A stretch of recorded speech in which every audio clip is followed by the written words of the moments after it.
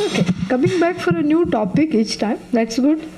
But I want people who have attended the retreat before to share for our new friends what are some of the things they can expect, what happens, etc., etc. And, we can go from there. And whatever you think that can help, some reminders about what to do, etc., etc., because you've done those announcements in the past. You can do it very well. I'm very sure of that. And so you have three other people to help you. They have all attended retreats before. I'm sure even Satnarayan will help. And Lydia too. Lydia and Satnarayan. Lydia has attended retreats. Yeah. So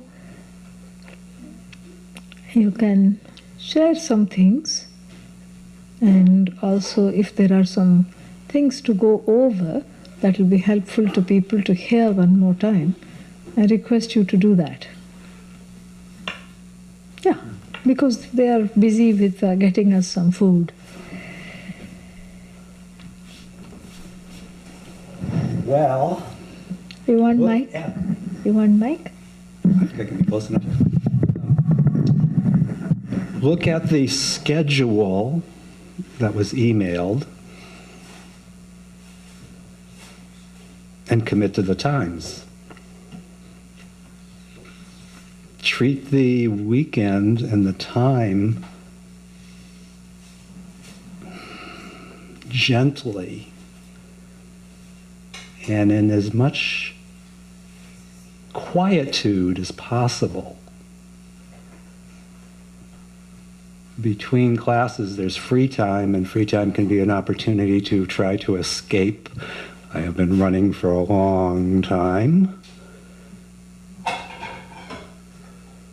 but it's a good idea to not try to escape the quietude, even if you go away from this space during the long break. As I recall, there's a fairly long break in the afternoon before the afternoon class again.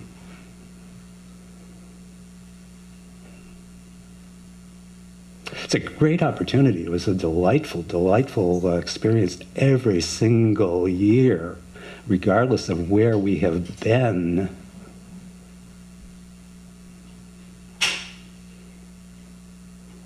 It's very personal. It's very personal. It's just simply me and Acharyaji, the teaching. So the quietude is what it takes to be able to let the ears talk to the mind, well, let the mind hear the ears, and respect the heart space where that quietude begins.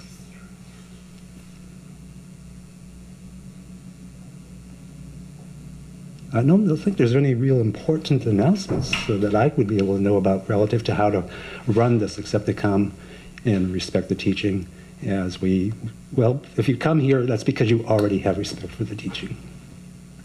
Very well. Very well said. Thank you.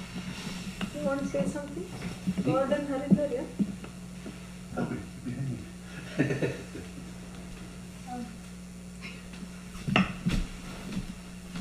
This seems to be the place to talk. You want to come here? Yes. It's a great blessing for us to be here again at the feet of Swaminiji. We appreciate that she, out of her compassion, blesses us with her presence. And yes, we're happy. Thank you. And you're familiar with the schedule. We ask everybody to be here a little earlier than the time the classes will start, so you are settled in your space. It's important to find that comfort in yourself, so when the teacher comes, we can greet the teacher with our respect and be present during class. If you've never been to these classes before, I'm sure most of you have been. We listen and let the teaching do its job without trying to figure out ourselves how to learn it. So it's good to have that, low pressure when we sit in class. And during class time, we listen. That is the meditation. We listen to the teaching, and if doubts arise while we're teaching, that means mind is getting involved in it. It's okay. It's okay to, let have its time, but not pay too much attention to it. But if there are questions that come up, you can make a mental note of it, and at the end of class, Swamiji will give us the opportunity to ask those questions. We have satsangs in the evening, so you can save those questions for that time. And we have two wonderful guests coming from Ashland. They will offer us yoga sessions after the morning classes with Swaminiji. The first morning class with Swamiji, and then we have another class before lunchtime. So please do come to yoga classes if you wish to do that. And enjoy being here.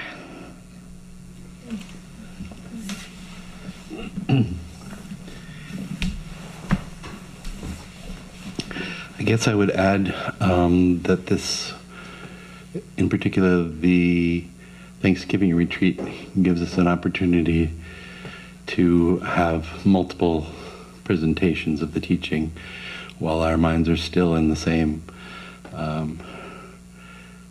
state. From, sometimes we get spread out and have teachings once a week, or sometimes we're missing for a while, or traveling, or doing other things, and it sort of feels like we get the impact of the teaching, and then we have to wait a little while, and it sort of settles in, becomes part of us. But also, there's this opportunity during the Thanksgiving retreats to sort of steep yourself in the teaching, to have multiple sessions with Swaminiji, and that's a great blessing, to continually hear the same voice for a while. And so this is a nice chance. Just some practical things, I guess. We've been talking about the scheduling and arriving a little bit early. I would say, as Ramagiri was saying, treat the schedule gently and treat yourself gently. You arrive early, I think, mostly to have some time to sort of settle and set aside some of the hurry and rush that might be involved in getting from one place to another. And then when Swaminiji arrives, then we all, of course, rise and greet her standing and in silence. And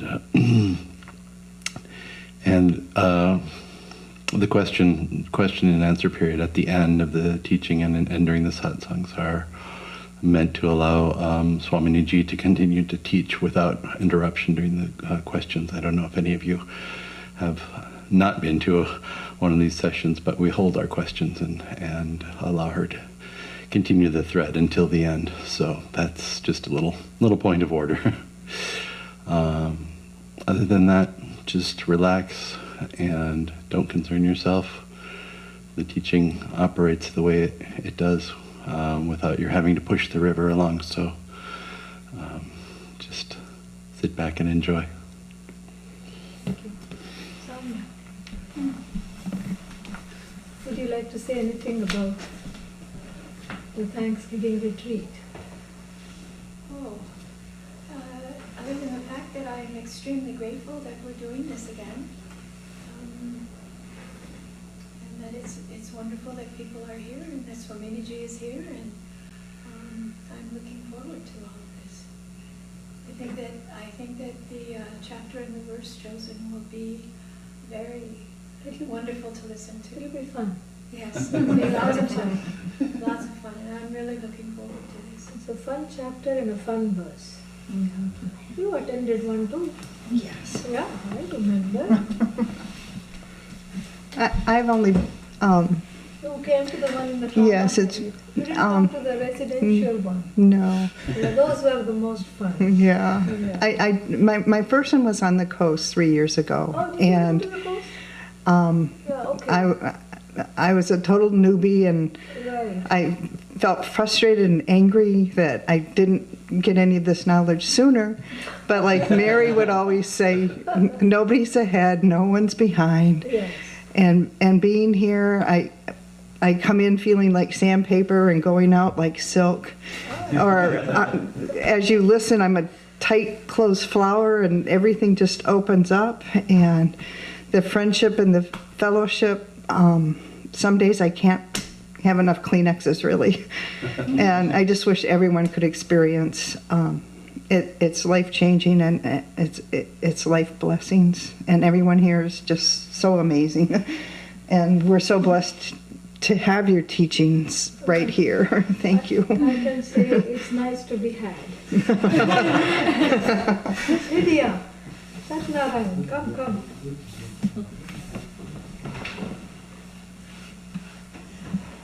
They have been to many.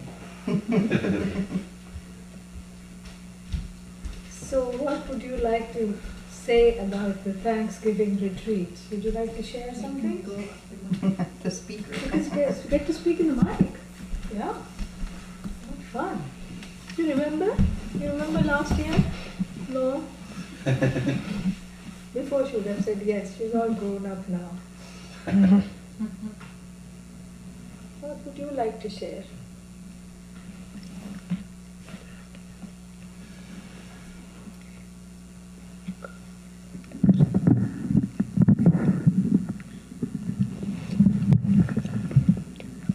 Well, we don't really partake in the discussion as much, but it was really nice to see this sense of community and feel a part of this and have this family here. Tonight was the very first night I remember coming.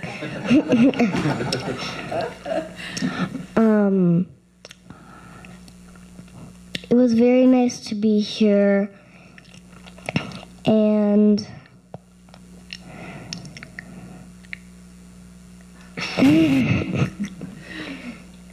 You have a nice microphone voice, both of you. Yeah. It's okay. It's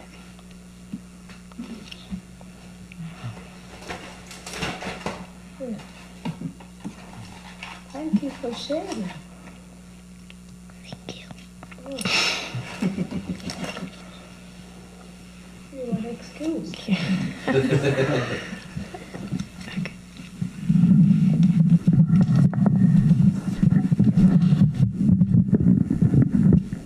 have to start that also. And please distribute this to everyone.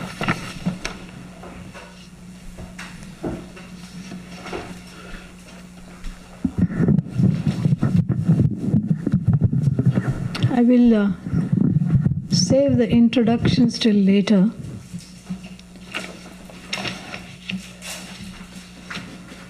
So that we can.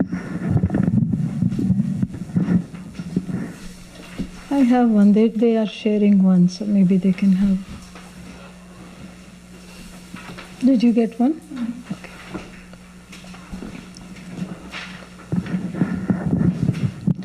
Usually we have this retreat at the coast, but that place, do you know Oregon House? Yeah, do you know that? No, that was a place at the coast which has recently changed hands and it's being renovated. So I'm sure they'll raise the prices. So this time we are just having it right here. Previously also we've had it in Eugene, but only for half a day, something like that.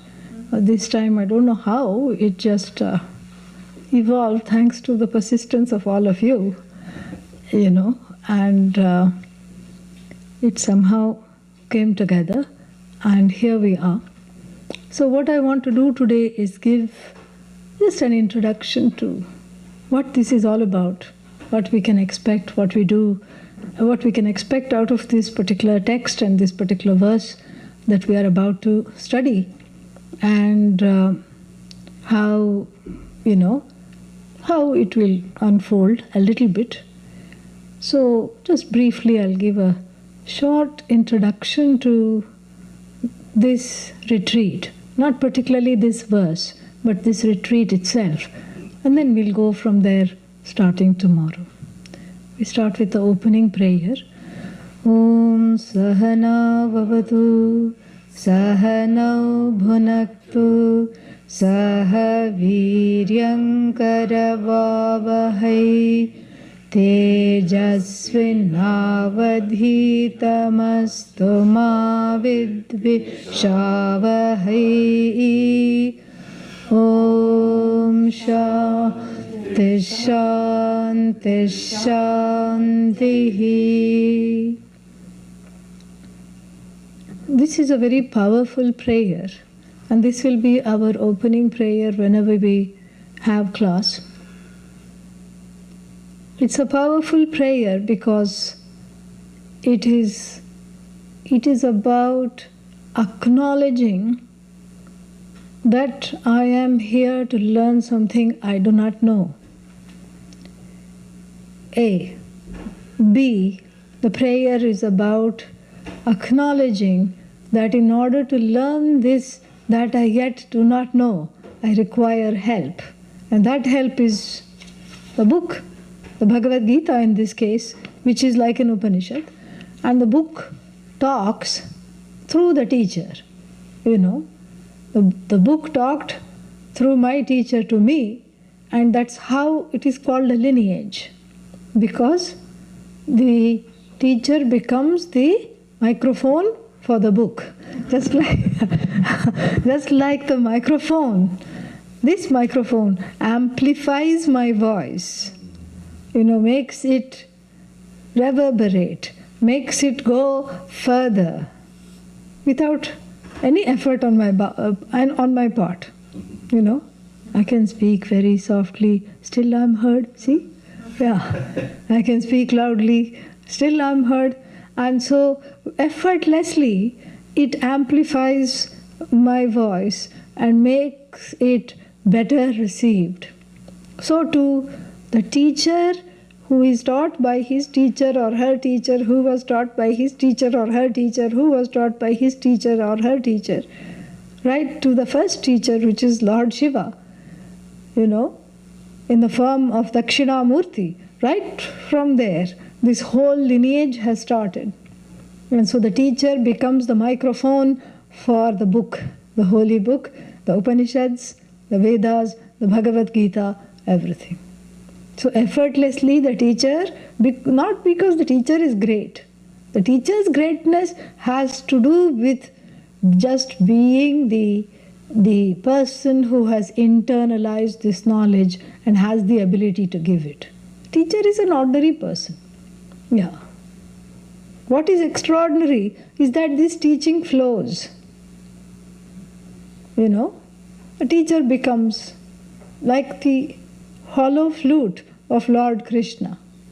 That is why it is called Bhagavad Gita, the song of the Lord. The teacher is the flute, hollow bamboo, holy, Holey, bamboo. And this is very interesting. The metaphor of the flute is very interesting because it's got holes. It can't even, keep the air inside itself properly. But in the hands of the Lord, in the hands of Lord Krishna, even these so-called places where the air escapes become some kind of a deliberate, orchestrated music. You see? So the teacher may, and in fact will have, plenty of failings, so many things. But here in this prayer that I'm about to explain, this is a trick for us. It's kind of a very, not just a trick like you see in Halloween, trick or treat, not that kind of a trick. But it's a way to it is a way for me as a student to help myself transcend the flaws which I am quick to point out, which are very visible, which are very clear to me. Because what happens is that we come, and I'm going to talk about this a lot more tomorrow and the ensuing days, we come, each of us, with our own filters, correct? So many kinds of filters. And these filters in Sanskrit are called raga and raga means my preferences, the positive preferences, things that I really like and I cannot be without. And dvesha means the opposite of that, my attractions and my aversions. Dvesha means aversions. Who put them there in my head? I don't know. I don't know. Sometimes you see this small 3-month-old child, and it frowns and it gets angry. And you say you're not even as big as a chili pepper, We're this size. And you're getting angry and you're getting upset just because your milk is 2 minutes late. Where did you get all this anger? So it's very clear it has brought it from somewhere. Scientists may say, oh, this could be genetics. Yeah, could be. Father and mother also fly off the handle. The baby also is flying off the handle before it can even walk. Possible. But that's not the whole explanation. From where we sit, we see a whole karmic trajectory where this jiva, this individual, that jiva means what? The one who is happening to occupy this body-mind-sense complex right now, that's all. So this jiva has changed so many bodies, more than the celebrity in the fashion show changes before coming on that walk. In those fashion shows, you just see them and then they go and then they are in a new dress. They got this idea from our Upanishads. This is the jiva. Everything is from the Veda. Really, everything is from the Veda alone. So this jiva is like doing the catwalk. Is that what it's called? Yes. Catwalk, yeah. I was not sure. So this jiva is the one doing the catwalk from, on the same runway called samsara. Yeah. In fact, it's called runway because this jiva, he, meaning, because the word jiva is masculine, he or she, depending on the body that they are occupying, he wants to run away. That's why. But you can't. You just go to the end, come back, change of clothes, go to the end, come back, change of clothes, go to the end of the thing. And then to hide your own embarrassment, you wave. You seem very nonchalant. You develop a stride. And then what? Sometimes you fall. Sometimes the other models make you fall because they are jealous of your success. They just put their heel out and then you just fall. And then what? Back again. This is this whole situation. Very, very interesting. It's very fascinating. So here, this jiva has got all these likes and dislikes, has come equipped with these huge bundles of likes and dislikes, like children collecting, candy on some, what is that? October? Halloween. Yeah. So like this, bundles of likes and dislikes that gets recycled into life after life after life after life. And then also what gets recycled? See, this is the bad news. We always give the bad news first. But the good news is, along with that, something else is also getting recycled. What is that? All the good deeds that I have done and the good desires that I have. Because the desires, are either inimical to myself or others, or they are what is called Shubha Ichha. They are very auspicious desires that may help me as a person and help others also. A Shubha Ichha example would be volunteering on a day like this or Christmas or some holiday at some shelter and helping people out, or giving money in charity, or giving, what is that? Turkey in tofurkey in charity. The Seattle mayor pardoned tofurkeys this year. So there was a photo of him. I said only in the Northwest. Nowhere else this can happen. So there were these two big tofurkeys, and he said, you may live. So anyhow, so all kinds of ideas come. We should not go with them. So back here. So along with the likes and dislikes, these difficult likes and dislikes that are so difficult to manage, come also a blessing of some Shubha Ichha, Shubhecha, some nice Ichha that one has had as a jiva in one of the previous lifetimes. They also get recycled. And what is the Shubha-est, the most auspicious desire that one can have? Yeah, for moksha, to be free of this runaway, so that I don't feel the need to run away. To be free of this constant costume changes. To be completely free. And this is the best and the most auspicious desire. And as we are going to see, the jiva, the being, is hardwired for this desire. This is the only thing that one wants. All other things I want because I don't know that I want this one thing. That's what it is. Gaining this one thing, no more wants. And so this Shubha Ichha, even if it has been had once, gets recycled and comes somehow bubbling to the surface because it's very strong, mired as it is in all these other likes and dislikes, fears, despair, disasters, everything. This Shubha Ichha comes out. And therefore what? This is something to be celebrated.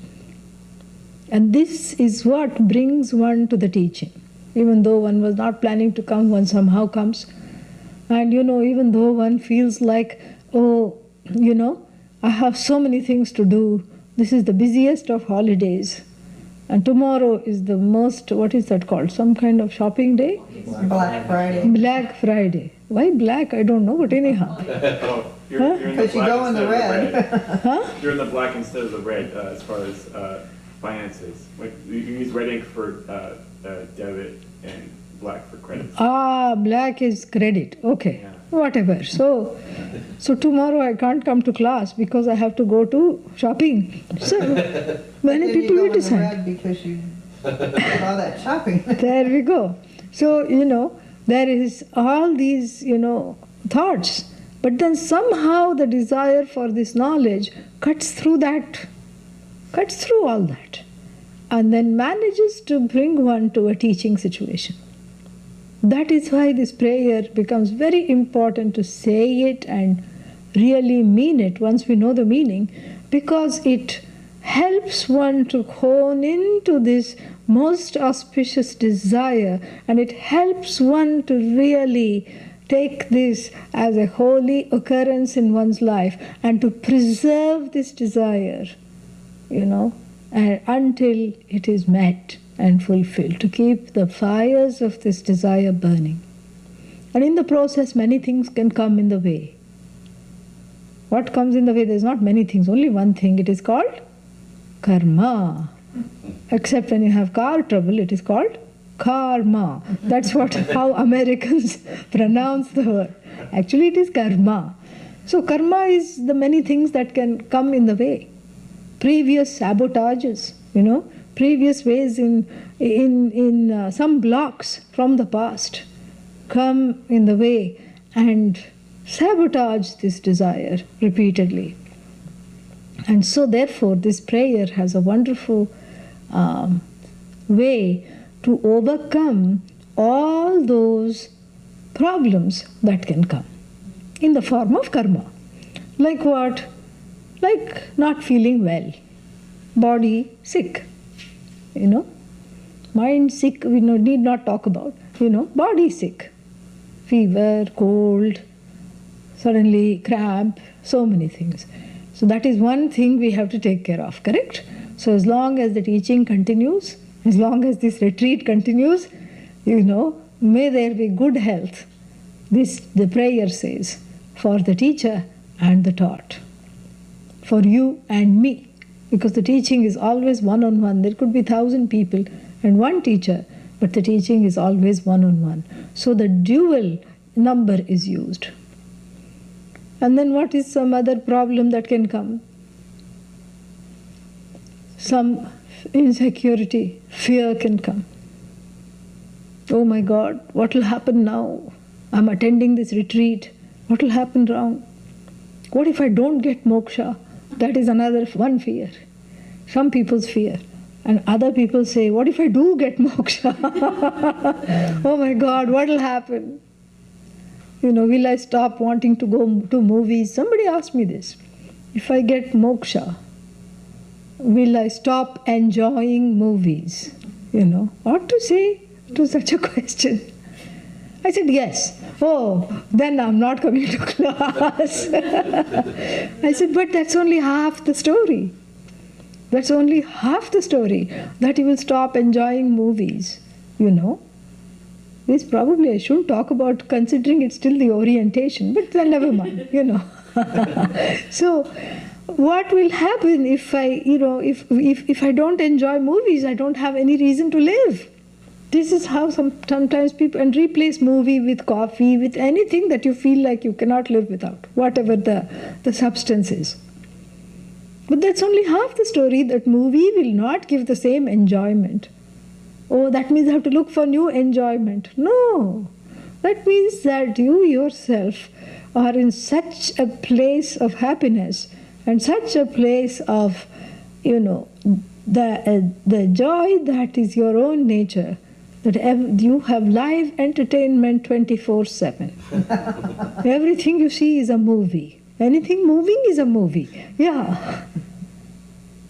Anything stationary is a photograph. That is how your life is going to be.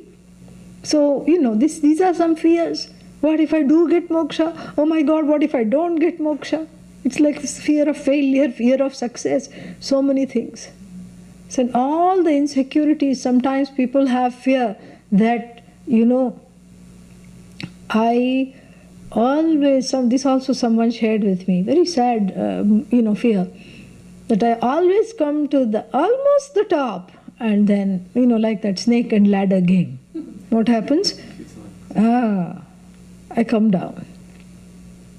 And so therefore, I don't want to begin anything, because what's the point? I cannot complete it. So these kinds of fears, may the teacher and the taught be protected. Meaning, we are starting something, let it be completed with Bhagavan's grace, with God's grace. Let it be completed. Then another problem is that the teaching takes place, there are no obstacles, but then the teaching does not ignite a fear, a spark of learning. It does not dismiss old latent fears. It refuses to transform. And so for that also, there is this prayer, there is a line that is included. Plus an added bonus, may we accomplish great things together. You and I, teacher and the taught. And then finally there's a very funny phrase, ma vidvishavahai. May we not, literally it means, may we not hate each other, the teacher and the taught.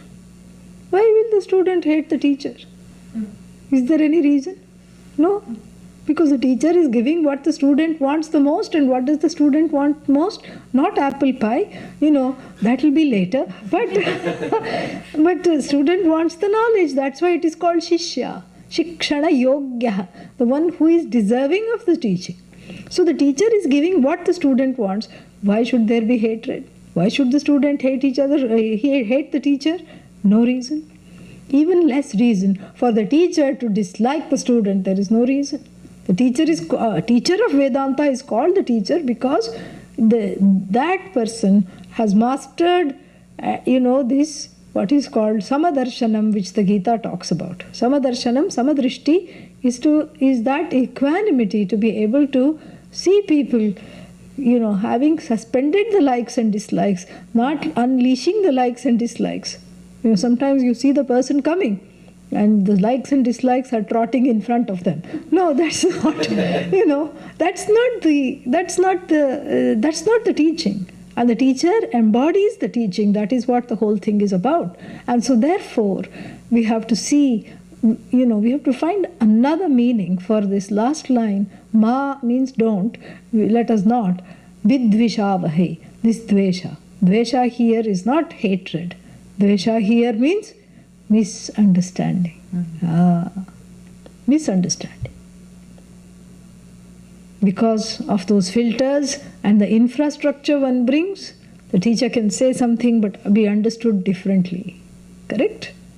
And so therefore this misunderstanding, and also in the form of various projections, my own transferences, let them just be tamed and let me go into this teaching without any problems.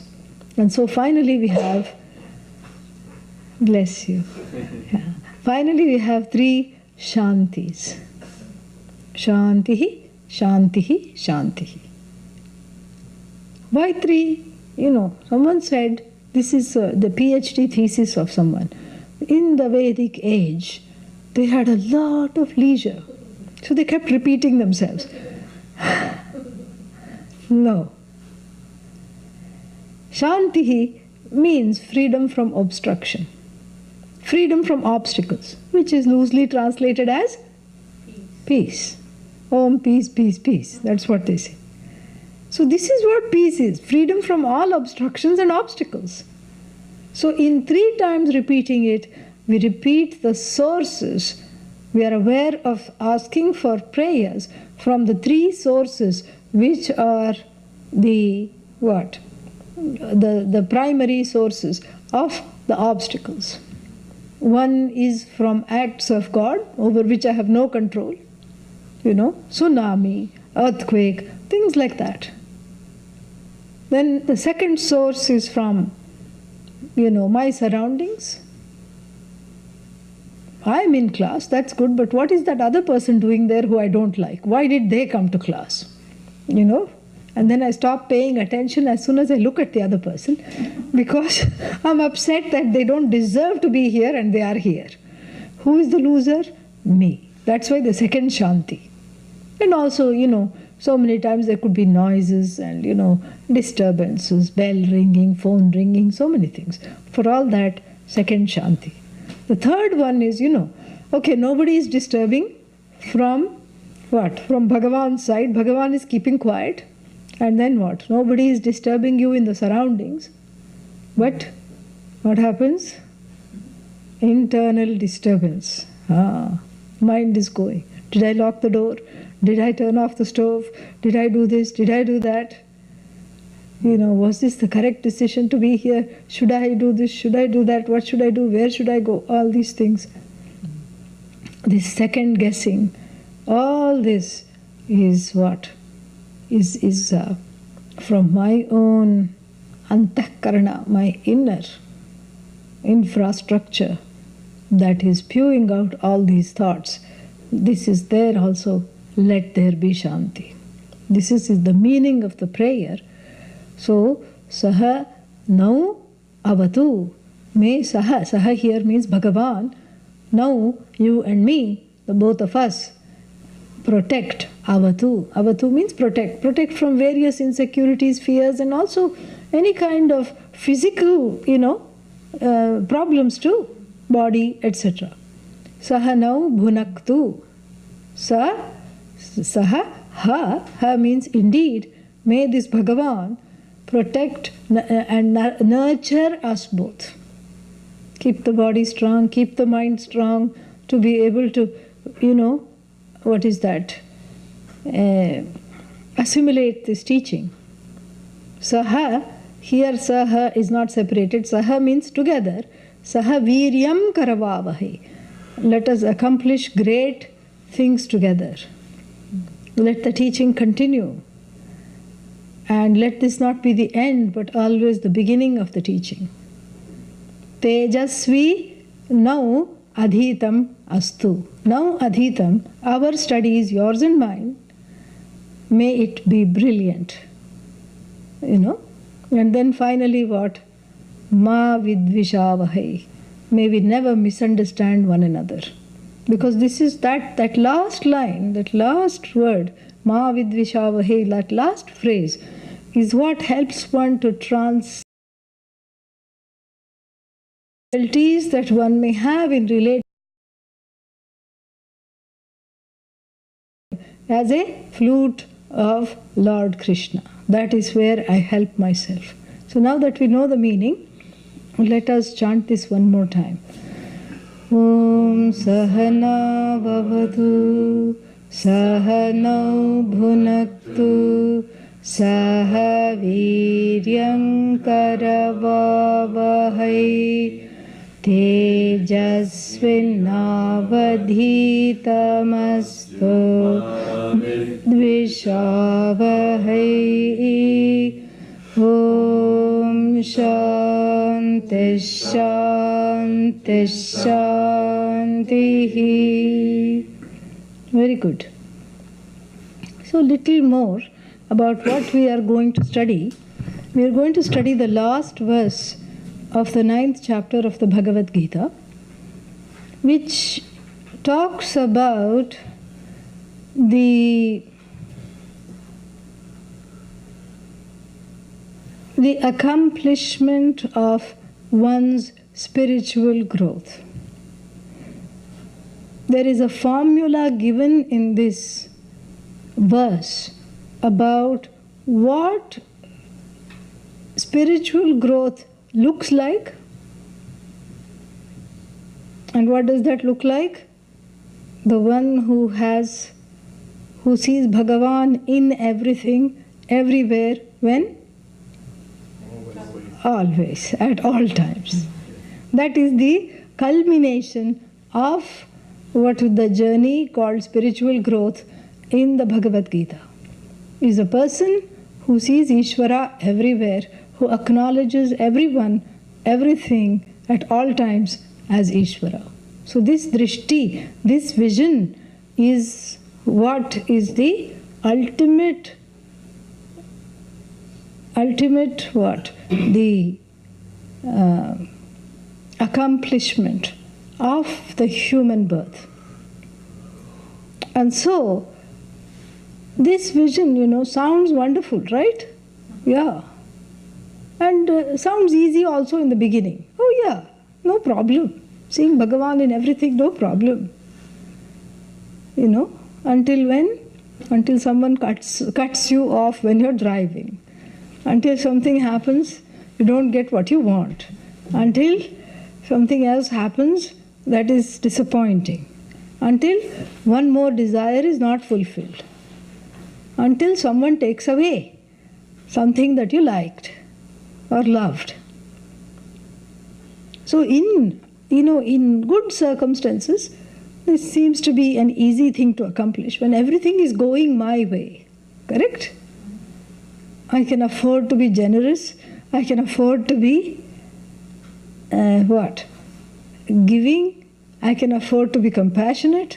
I can afford to give someone else the benefit of doubt. But what about those times when there is adversity, when things are calamitous, when things are not going my way? What about then? Seeing Ishvara is not a piece of cake. Yeah. But as the Bhagavad Gita says in other chapters, the point is in all situations, at all times, in every situation, I get to this place of acceptance and I get to this place of non-reactivity and acceptance, which is what we call vairagya, objectivity. So what is objectivity? Objectivity is non-reactivity and acceptance before I see what I have to do next. Seeing what is exactly as it is, that is objectivity. And that is what one doesn't have. Why? Because of all this infrastructure that we have talked about so far. That is why one doesn't have.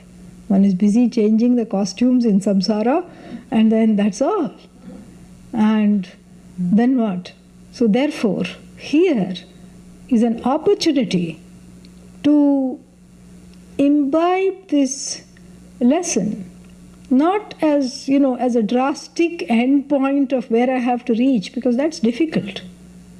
But what Bhagavan teaches is a step-by-step approach.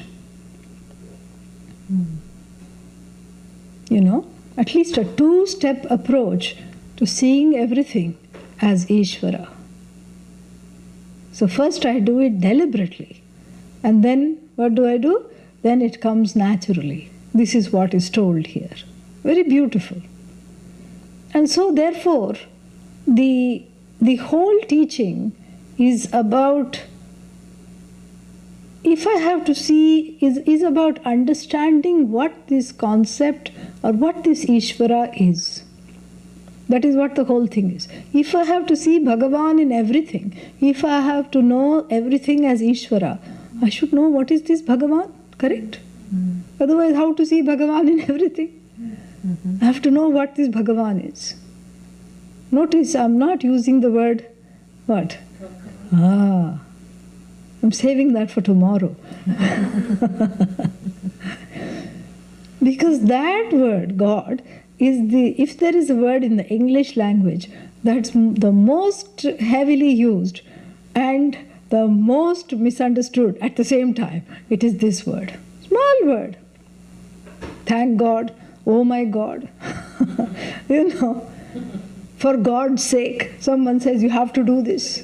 Even the terrorist says, I'm doing this for God's sake. What kind of God? We don't know. I believe in God. I don't believe in God. And each one has a concept of, when someone says, I believe in God, they are saying, I believe in my own concept of what I think God is. And when someone says, I do not believe in God, what are they saying? I do not believe in my own concept of what I think God to be. Yeah, that is tomorrow's preview. So, because some more people will be here, at least 4 more people will be here, so we will save it for that. So for now we have to understand what this Bhagavan is. That's why the word Bhagavan and the word Ishvara are both safe to use, because they are objective. If in the future they also become subjectivized because they were, overused or were used without being understood properly, then we have to come up with another word. But in Sanskrit that doesn't happen. You know why? This language is foolproof for misunderstanding, because in the word is given the sense of it. Inside the word is the sense of it. The meaning is embedded in the word itself. Therefore it cannot be misunderstood very easily. Like, Agnihi. Agnihi means, what is Agni? Fire. It has a meaning. Agragami. That which goes first, which comes first. Yeah, because without fire there is no light, there is no food, there is nothing gets cooked. There is no life. So first thing that has to come before life is fire. Even when the baby is born, the temperature in the body, that is the fire. It's alive. It's not stillborn. It's amazing. Then, take any word. Analaha, another name for Agni. An means not. Al is short for alam. Alam means Enough. That which never says enough. What is that? Fire. Doesn't say enough, no matter what. You give it a whole forest to burn, it says, where is the next forest? Ah. And when you're doing Homa, fire ritual, it doesn't say, I have a cholesterol problem, please stop putting ghee. It doesn't say that. It says more, more, more. As you keep feeding, it will keep burning. That's another name for fire. Anila means Vayu, wind. Nilayati does not ever stay in one place. Keeps on the move. Keeps moving. And if it's really strong, it will lift you up also, like those tornadoes. So many, forms of this Vayu. So like this, even Vayu, Vati, Vayu, that which moves, that which is on the go. And Ishvara, again, beautiful word. Ishvara here means Ishu, Palane. The word itself, Ish, comes from the root verb to protect, to nurture, to take care of, to overlord. These are the words, these are the meanings. And then a suffix is added to that, Varach. Varach means always. Vara, Ish plus Vara, Ishvara. The one who is the overlord, the one who protects, the one who nurtures, the one who is the truth of everything. When? Always. Always. See, that's why it is very hard to misunderstand this. It's not arbitrary, that the word, just like the word, certain words are assigned to certain meanings. It's not arbitrary.